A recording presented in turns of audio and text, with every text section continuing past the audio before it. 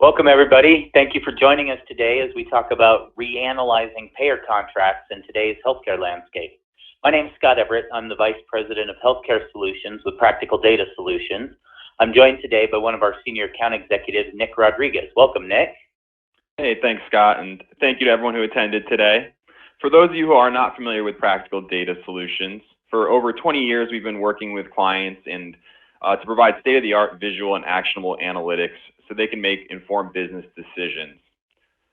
Now, we've had quite a busy year with quite a few webinars, and if you aren't familiar with them, you can visit our website and go to the webinars tab to view those, or you can search Practical Data Solutions on YouTube to find our channel.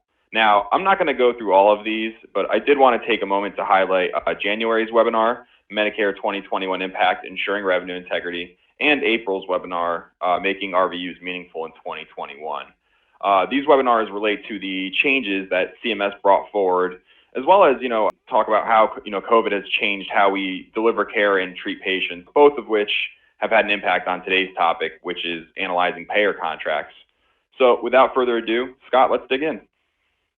Sure. So, when it comes to payer contracting, there really can be overwhelming with all of the things that, is involved with that. And it'd really be nice if you could have everything kind of in one place ahead of you where you could come in and look at underpayments. You could benchmark payers against each other. You could, apply filters and things like that and really start looking at some operational issues, dig into denial.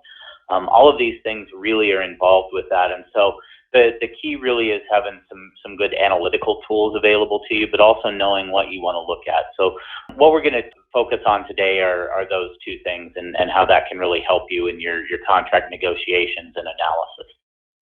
Yeah, absolutely, Scott. And now you may have heard this saying a few different ways, but the messaging is always the same. The price of freedom is constant vigilance. Yeah, and I think that really goes beyond all that to, if you want to say, the price of good payer contracts is constant vigilance. I really like to think that our relationship with the payers out there isn't necessarily meant to be an adversarial one. At the end of the day, what we really want to do is keep their subscribers and our patients healthy. But at the same time, we really need to make sure that we understand what's going on with our contracts and take a look at that, and especially in the current landscape that's out there. So if we really look back over the past 2 years and what's gone on, the one real constant that's been out there is change. And, a lot really has changed in 2020 and 2021. Obviously, when COVID hit in 2020, it really led us to change ways that we see our patients and visit with our patients, particularly regarding telehealth and even telephone visits to help keep them safe, help them keep them healthy, but also make sure that we're seeing them. And that led to some changes in the way that those particular visits are reimbursed by both Medicare and the commercial payers.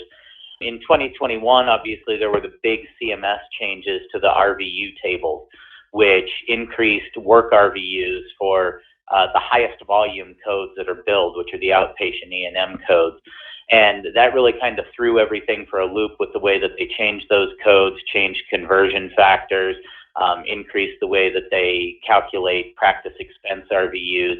And so what happened is you may have had codes that in the past for your commercial payers were reimbursed at 150, 160% of Medicare, now down to 110, 120%. And if they were lower than that to begin with, you may actually be having these high volume codes that are being reimbursed by commercial payers at less than Medicare currently. It's something that we really need to know and something that we really need to be able to dig into. Yeah, certainly a lot of changes in the last 2 years there. So, as we start to look at these kinds of things, a good starting point we need to ask ourselves is, how can we prepare to negotiate if we don't know where we are today? Right. And again, there's a lot of metrics and a lot of things that we can look at with this, but I've kind of boiled it down to about, 10 different metrics that really are kind of must-haves that you have there.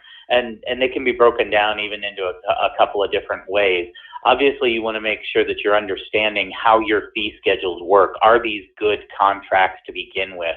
How are we being reimbursed for our top codes as a percentage of Medicare, and benchmarking it against other payer contracts that we work? Looking at RVU conversion factors, things like that. In addition to that, there are also operational issues that we need to make sure that we're focusing in on from time to time, looking at how often are the payers not complying with the fee schedules that they've contracted. How about charges that we're doing below the approved amounts? And then we can look at just revenue cycle operational things like denial rates, days in AR, slow payment times. All of these things feed into affecting reimbursement, at least from a cash standpoint of what we're getting from our payer contracts. So it'd be really nice if we had a good set of analytics to be able to focus in on that. All right, so traditionally to look at all the metrics that Scott just shared, we'd start by running 10 or 12 different reports. We'd open up Excel, start cutting and pasting them together so we can begin to do some kind of analysis. And this works, but as you can see, the poor performance areas don't exactly jump out and highlight themselves. It would be more ideal if we had reporting that focuses us on things like procedures and payers that need attention. So Scott, let's go back to that first dashboard. How does this help you understand our current payers' performance?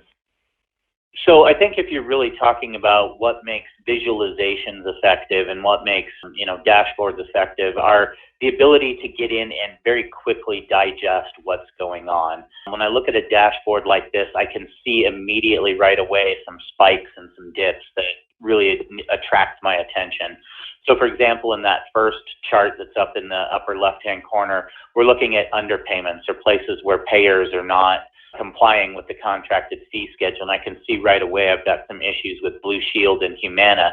So I'm going to need to dig into particular codes to figure out, is this one code that's high volume that's doing this? Is it just a couple of codes, or is it a whole slew of codes that I'm going to have to really work to get the proper payment working with that particular payer? In addition to that, we can look at things like benchmarking these payer performance against each other, where we look at contracted fee schedule, maybe conversion factors, and we can go in and say these conversion factors, these are high reimbursing contracts, but factor in denial rates. If they're high denying, then that tends to bring down that total reimbursement. I can see here some issues with denial rates with Blue Shield and United, and I want to make sure that I can go in and figure out what's going on, if these denials are on us or if they're on them, and if they can be corrected. In addition to that, I can look at like slow pay times. And I can see, here in, first insurance payment times, I've got kind of an issue with United where it may even be bumping up against my state's timely payment laws. And if so, then I'm going to have to find a way to work with them to get those payments coming in a little bit quicker. I can look at reimbursement by work RVU. I can look at it by total RVU. I can try to better understand issues that I may have that are existing within the contracts where they are in compliance, and say these are things that are going to have to look at in future negotiations. I can look at long-lasting AR that's aging a long time, and I can see, maybe I have an issue with Medicare, but there's also an issue with Blue Shield that it looks like in this particular chart. And then we can really dig into things like denial rates, because denials is a big problem with a lot of payers. And not just looking at the rates and volumes themselves, but what about the recoveries? Are there issues that we have with recoveries where we're recovering frequently? And if so, is that a system issue we need to get corrected? Or is it something we're not getting recovered on a timely basis or at all? And is that kind of a payer policy issue we need to work with? In this case, we can see we're really only recovering between 40 and 50% of the denials that we're receiving. And so in cases like that, we probably need to understand what policies are driving this and really dig in a lot more on that so that we can either up those recovery rates and work more on this denial prevention. So again, when we see a dashboard like this, it's really effective, not so much in giving me the specific information I need, but letting me know where it is that I need to start and where I need to dig in to kind of focus my attention. So once I have that, I can actually go to something else where I really can dig in and get a lot more detail for what I'm looking at. This is another type of visualization that's out there where I can look at something like, I like to say, let's get our own house in order first. And this is an area where we're looking at the variance from the charge amount to the contract profile amount. And in particular, where is it that we're actually charging less than we could be receiving contractually from these payers? And so what I can do is I could go down in the lower right-hand side, and I can just look at the ones where we have a negative variance, where we're actually charging less than the contract fee schedule. And this is going to show me the individual providers and the individual procedure codes where I'm off and how much I'm off by, so that we can correct those issues on our side, maybe adjust our fee schedule a little bit so that we can get to where we need to be, to where we're not leaving this much money on the table. So these types of analysis really help us dig down more into the nitty-gritty detail of what we need to do from a contract analysis standpoint. Similar to a report like this, we could go in and we can start looking at the reimbursement at a procedure code level as well. And what we can look at, and in this particular report, what we're looking at are areas where we may be actually receiving less than a Medicare approved amount. So we can benchmark the contract fee schedules against Medicare and say, if we're receiving less, that's something we need to correct. It's actually illegal a lot of times. And so what we need to do is go in and focus again on these particular payer and procedure codes, find out where we're off. And it looks like, a lot of these changes are with the outpatient E&M codes like we would expect, where we probably were not much above Medicare to begin with, and now we're below Medicare with the change in the RVU values. So this is definitely something we'll need to address in coming negotiations. In addition to this is something where, we're looking at the Medicare amount, but what we also could put in there is we could look at the actual approved amount that comes back on the EOB versus the payer fee schedule itself, and look for those variances where we are getting underpaid or the payer's not paying according to contract. And so, this is definitely something that's going to help us, and something we absolutely need to be looking at, not just when we have a negotiation coming up, but probably throughout the year on a very periodic basis, making sure that we're where we need to be. In addition to that, when we're looking at the contracts, we kind of want to make sure that we're doing well by all of our different divisions, departments, even individual providers maybe, in looking at how we're getting reimbursed in these contracts. And so you can see in this one, we actually have a handful of departments or specialties that are getting reimbursed a little bit less than others. And so what we can do is we can focus in just on those individual departments and specialties, see who they are, and then over on the left, we can see the individual procedure codes in the contract, which are feeding into that. This is a report that would be very, very useful for you to have in front of you, particularly if we're going in with Humana, so that we could go in and say, these individual codes are places where we feel we're being under reimbursed, and we want to make sure that we're being fair in these codes and making these individual departments and divisions whole in our next contract. So again, this is something where we're looking at the contract terms in and of themselves and how these contracts reimburse and what we need to do. But again, there are a lot of operational issues which affect contract reimbursement as well. So Nick, do you want to take a second and maybe take us through an AR report and how that might affect things?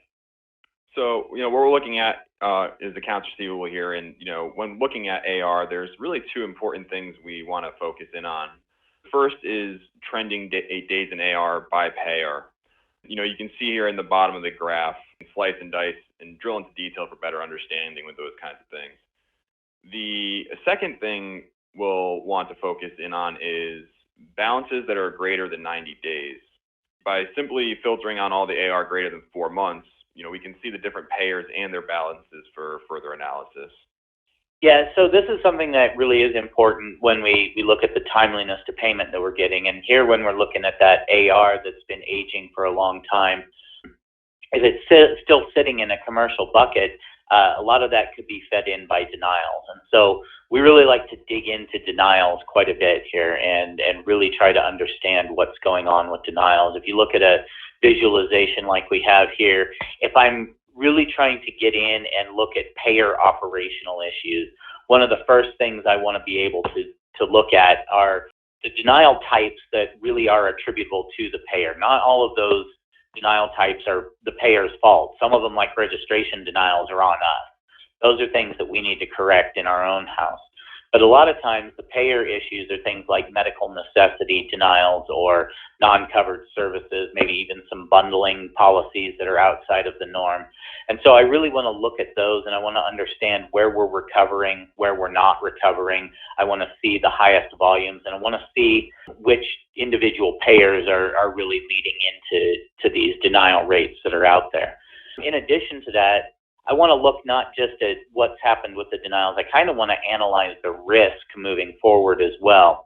So what we can do is we can actually incorporate the actual payer fee schedule into our denials analysis that are out there, so that I can come in and again look at these payer-specific denials, look at the contract profile amount for the individual procedures that are being denied, and then I can understand my risk. I can understand what happens, what do we lose if we do not recover these denials that are out there. And if it's a very high volume type thing, I really have to understand why these are getting denied at the rates that they are. So incorporating this risk can definitely be helpful in terms of looking at and analyzing what's going on with our payers all throughout the year. Yeah, thanks, Scott. So, and we only spent a few minutes here on denials, but for anyone interested in seeing more about PDS's denial capabilities, feel free to reach out to us or check out some of those webinars. Actually, it was one of the subjects of our February webinar where we went into more detail around denials capabilities. As one of our founding fathers, Benjamin Franklin, said, "By failing to prepare, you are preparing to fail." And I think that's just so key when you're thinking about these kinds of things here. So at this point, let's take a step back and kind of take stock of where we are right now. So, so far we've looked at how our payers are performing. We've summarized data, looked at trends. We've even benchmarked the payers to Medicare and each other. So now to really understand what's going on as we get ready to negotiate, we need to project what the impact of a proposed fee schedule is. So Scott, what are some of the things you want to watch out for, with the payers here? Yeah, I think this is something where we really need to be careful with the changes that came about in 2020 and 2021. When we're looking at the 2020 changes, we need to look at these telehealth and telephone codes and understand, are there particular payers that are paying these or who are not paying these, kind of following suit with the changes that CMS made as far as the approved codes for these telehealth codes. In addition to that, we need to look at the changes that were made in 2021 to the RVUs, because payers, when they are going forward, particularly if you're negotiating on a conversion factor basis, they may benchmark at a different payer year than the current 2021, which is so different than the past years. So make sure you understand the year benchmark that they're utilizing, as well as the conversion factor that they're utilizing. If they're trying to be, say that there's some percentage of Medicare, there's a big difference in the Medicare conversion factors between 2020 and 2021. So watch out for that. We actually kind of recommend against any sort of blanket percentage of Medicare proposal when it comes through. Make sure you're looking at the fee schedule in and of itself, because as we've seen in the past year, those Medicare rules can change just so dramatically from year to year. And even in the coming year, they're going to be increasing some of the ways that they're reimbursed for the chronic care management codes. And so just make sure that you're looking at the fee schedule individually, code by code, to understand it. And then, of course, there's all kinds of contract language that we need to make sure that we're looking at on their side to make sure that things are fair on both sides, especially with things like timely filing and timely payment clauses if we're looking at arbitration type things. And then, of course, restrictions or documentation required or whatever hoops we have to jump through in order to get our providers enrolled with these individual payers. We need to make sure that it's not outside of the norm too much, and we have to go through a whole lot in order to be able to get our providers paid that way. So with those things in mind, let's take a look at a visualization and how we might model a future contract or fee schedule. So this dashboard, like Scott said, is modeling and projecting the outcome of a proposed fee schedule. In the top of the chart, the current fee schedule is in gray, and the proposed analysis is in blue. So here we're looking at this by department to see if some areas will be impacted more than others. In the middle bubble chart, we can visually see which procedures we're gaining better reimbursement on and which are lower. So those to the left of that line there are below zero. And at the bottom of the dashboard here, we can see the procedure detail, things like units, and also the change in the proposed current schedule. And it's quickly highlighting the winners and losers. So, Scott, how do we go about doing analysis of this? What are your takeaways from a dashboard like this? Yeah, so when I look at a dashboard like this, the one thing that stands out to me immediately just looking at that first chart is that it looks like everything's good except when you get to orthopedics. And orthopedics is kind of taking a hit in this particular contract. So we can actually drill in and look at the codes where it's really kind of hitting orthopedics. So if we look at those individual codes on the left-hand side of that chart on the right and just filter in on those, you can see a lot of our lower reimbursed codes or changes from the last one are significantly lower for orthopedics as a whole. And those are particular orthopedic codes that are being hit. We probably need to dig in at least on the high volume codes that are taking a hit on these and renegotiate those particular codes individually to make sure that we're getting orthopedics, at least flat with the new fee schedule that's coming across. So, I think it's also important we spend a minute and talk about negotiating shared savings contracts. So, some things to consider and understand. First and foremost, the most important thing is really understanding what your current patient population is, and what are their HCCs, and also how many are high risk. Also, can we accurately measure any quality metrics that they're going to pay us on? Also, something to consider is, how do we reconcile any discrepancies between our data and the payer's data? We really want to make sure we're getting reimbursed for the work we did there. Yeah, so shared savings is something that's coming more and more into play, and even if it's not necessarily shared savings, if it's quality-based incentives or things like that, payers are starting to look more and more at this, and it's not necessarily a bad thing because really it's incentivizing the health of the patients that way. So let's take a look at a visual and on what we might want to make sure we're looking at when payers come to us with this. Now, whether you're doing shared savings contracts or not with your payers, I'll tell you right now, they're calculating risk scores. They know their patient populations, and they know HCC scores, they know their patient risk, they know who their highest risk subscribers are, and they know why. We need to be doing the same things. We need to be going in and making sure we understand the risks of our populations. Even if it's with this particular payer, we want to make sure that we know who our highest risk patients are. We want to look at the particular codes that we're dealing with these patients and the volumes that are associated with it. We want to make sure that we can track maybe the projected cost to care for these individual chronic care conditions that are out there, and we need to make sure that we're doing all of the necessary outreach and care and having the proper specialties involved to be able to adequately handle these populations. So this is something where I think it's really helpful to gain insight into your own populations and then make sure that what you're receiving from the payer standpoint reconciles with your data, and then be able to justify why you think your data may actually be even a little bit more correct based upon the claims that are going out. With that, I know when we talk about things like analyzing payer contracts, the first thing that comes to mind is, we got to find out where they're not reimbursing correctly according to the fee schedules.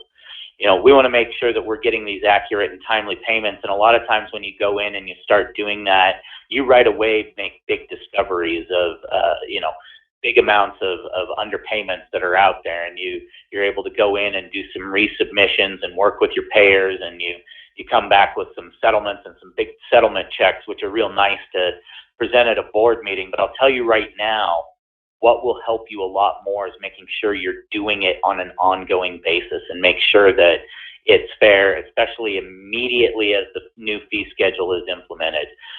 When you go through and you find these big discrepancies that are out there, a lot of times it's a lot of rework on your part. It's a lot of time to resubmit the claims. And even then, probably what's going to happen with the payers, you're going to end up settling for a particular amount less than what was identified anyway.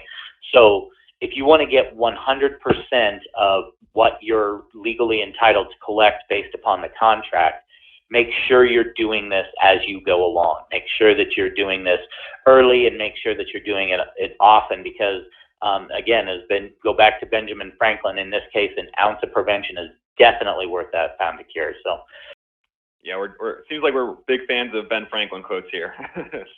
that we are. So yeah. So Scott, what would you say to someone in our organization, if they came at you and said, we don't need analytics like this, we outsource our payer management and collections? Yeah, and I know a lot of people more and more are outsourcing their contract management type stuff, particularly on the physician side of things.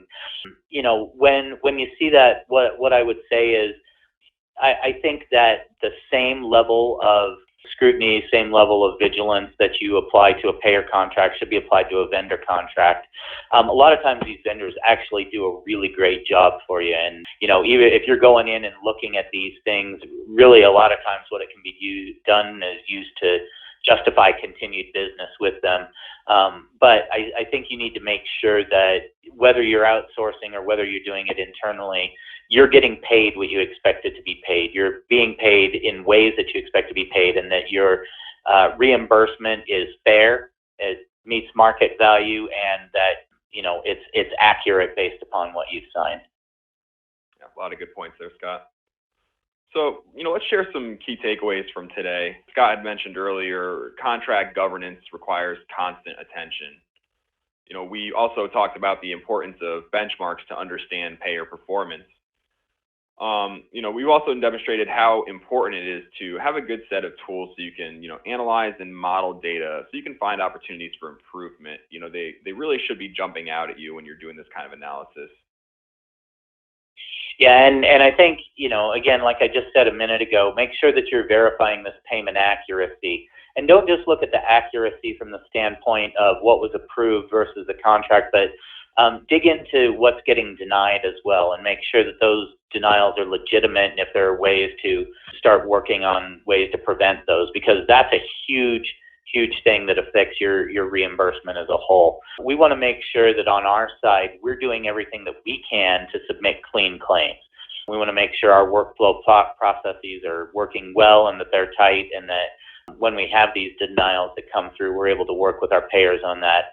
And then in addition to that, we want to make sure that when you're negotiating with the payer, it's not just all about rates by procedure code or anything like that. There are these other operational indicators which come into play, which affect your cash flow, which affect your overall reimbursement.